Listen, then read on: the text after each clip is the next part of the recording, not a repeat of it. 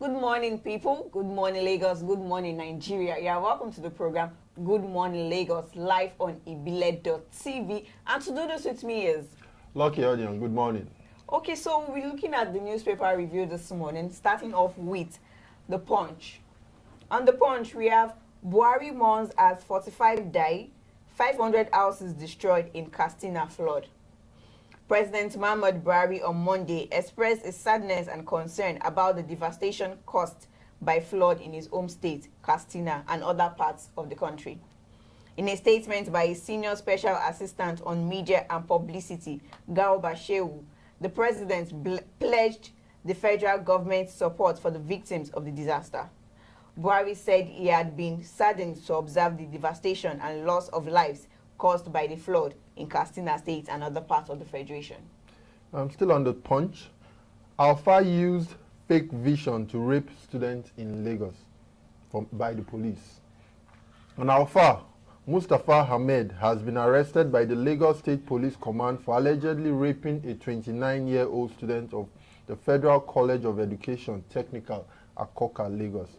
The police said the 23-year-old student told the victim that he saw a vision that she would die in 24 hours unless the student took 3 spiritual baths. It was gathered that after the victim received the message, Ahmed allegedly took the girl to Itowolo in the Ikorodu area of Lagos State for cleansing to avert the death. Moving on the Vanguard, executive order to stop corruption fighting back. The recently pronounced executive order number 6 is the death knell against corruption and is meant to stop allegedly corrupt persons fighting back and crippling the administration anti-corruption war, the federal government said.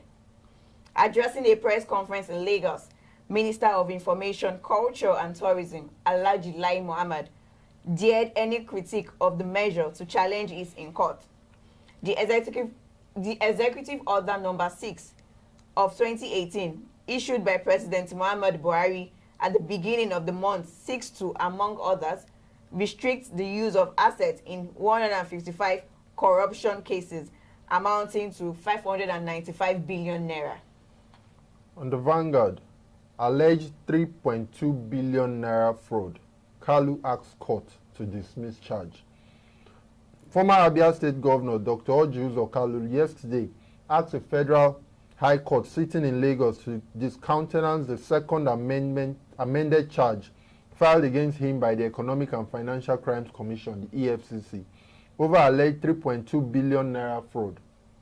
Also urging the court to dismiss the said second amended charge where Kalu's company, Slok Nigeria Limited, and his former Commissioner for Finance, Ude Jones Udeogu. Kalu and other defendants are standing trial before Justice Mohammed Idris, who has been elevated to Court of Appeal on charges of alleged fraud of 3.2 billion naira from Abia State government treasury between 2001 and 2005. On The Guardian, controversy over alleged missing Nigerian soldiers. The Nigerian army has denied any of its personnel were missing in an attack by Boko Haram on Saturday. However, the News Agency of Nigeria, NAN, reported yesterday no fewer than 23 Nigerian soldiers are yet to be accounted for after Boko Haram insurgents ambushed a military convoy at Boboshe village in Bama local government area of Borno. 5 officers, 18 soldiers and 8 trucks were missing after the attack, which occurred earlier on Saturday. We'll be looking at something in The Guardian for business. Eliminating import duties will boost intra-African trade by 53% on The Guardian. The president of the African Export-Import Bank, Afreximbank, Dr. Benedict Orama, has said that the African Continental Free Trade Agreement, AfCFTA, has the potential to boost intra-African trade by 53% if import duties were eliminated as well as reduced non-tariff barriers. Orama said this on Monday while addressing newsmen at the first intra-African trade fair in Abuja. He stated that the AfCFTA will progressively eliminate tariffs on intra-African inter-Africa trade and make it easier for businessmen to trade within the continent. Moving on to the Sun. Flood, investment in drainage could have averted disaster, said Adebutu. A member of the House of Representatives, Oladipupo Adebutu, has said the flood that ravaged Abeokuta metropolis and led to loss of lives and destruction of property could have been averted if Ogun State government had invested more in drainage projects. Adebutu, who currently represents Remo Federal Constituency in the National Assembly, described the disaster as unfortunate and highly devastating. He blamed the government for its failure to construct proper drainage in the capital city, which, according to him, aggravated the environmental situation. And then finally on the Sun, we'll be taking a piece on sport. Team Nigeria departs for Youth Games in Algiers. 53 athletes and officials in 5 sports left the country Monday night aboard Turkish and Emirates Airlines for the 2018 African Youth Games, which starts in Algiers midweek. The athletes are taekwondoists, weightlifters, table tennis players, swimmers, and badminton players. Team Nigeria is made up of 280 athletes and 136 officials, including coaches and officials of 24 sports, secretaries, medicals and anti-doping personnel, referees and umpires, physiotherapists, chaperones, and psychologists. The third African Youth Games starts on Wednesday, July 18th to 28th, 2018 in Algiers. That's all we have on the dailies. You can always pick any one of them up and read the following up stories on the dailies. Yes.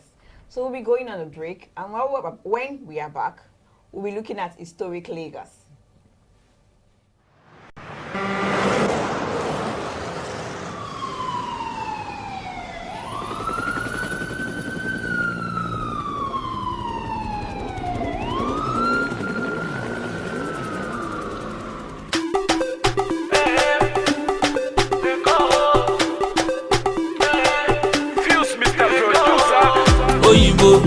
Ekolowa Oyinbo, Oyinbo, why you speaking Oyinbo?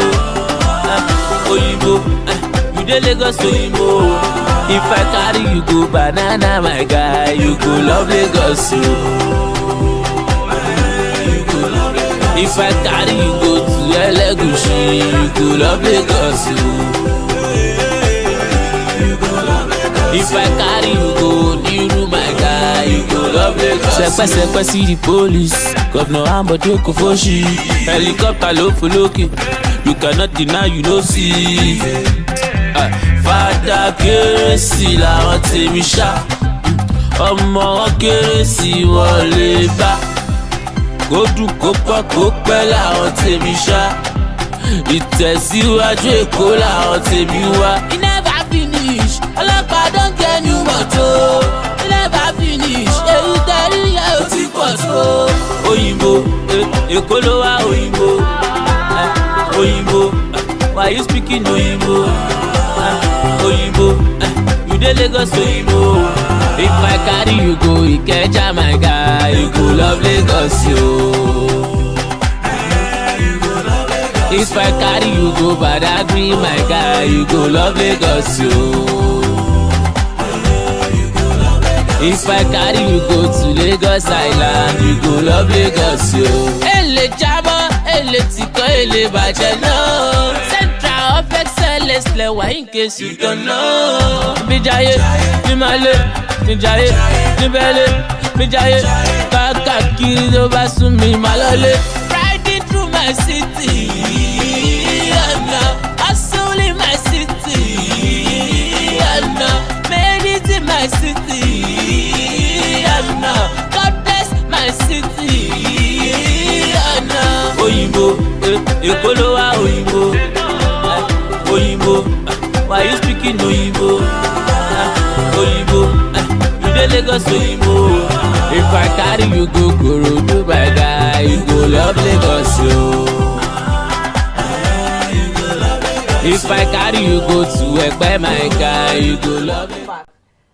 Well, today on Historic Lagos, we'll be looking at Tinubu Square in Lagos State.